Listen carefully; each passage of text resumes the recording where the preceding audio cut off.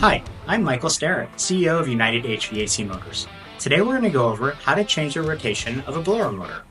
Okay, so we have a blower motor here that I believe is turning the wrong way. In order to know which way this is properly supposed to be turning, the motor should be turning this way so that it's cupping the air and blowing it out this exhaust port right here. So if you turn on the motor and it's going in the reverse direction, you need to reverse the polarity of your motor, which will reverse the direction. So I'm going to go ahead and plug the motor in. And we see right away that the motor is turning this way, which it's cupping the air away. So we're going to go ahead and go through the steps on how to reverse the polarity on this motor to make it turn this way. The first thing you do is you turn off all of your power. You disconnect all your wires. Now what we need to do is take this module off so that we can get to the wiring underneath it. In this case, we're going to use a 1/4 hex bit, and we're going to go ahead and take this module off. Put the screws on the side. Next, we're going to take this module off. Disconnect it. Put it on the side.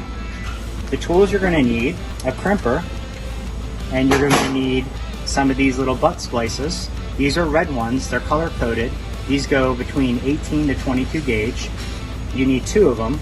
So in order to do this, we have these 3 wires which represent the 3 phases of the motor, and to reverse this motor we need to cut the black one and cut the red one and then reconnect them going the other way.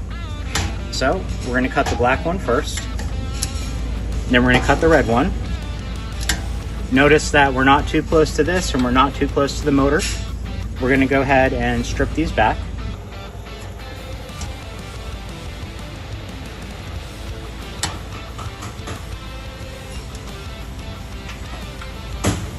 We're going to use our butt splices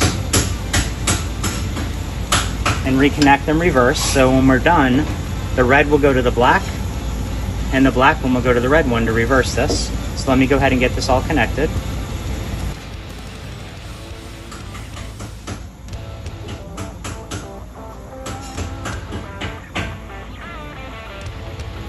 You can give it a little tug, make sure that it's tight and that it caught the conductor. So now we're going to do the other one that we cut.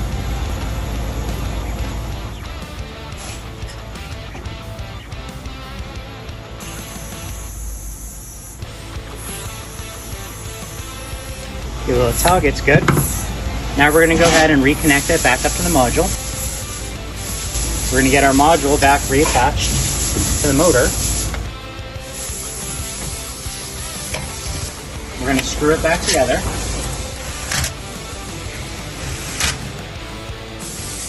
We're going to reconnect our wires.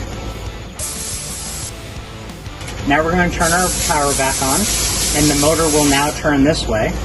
Let's turn it on.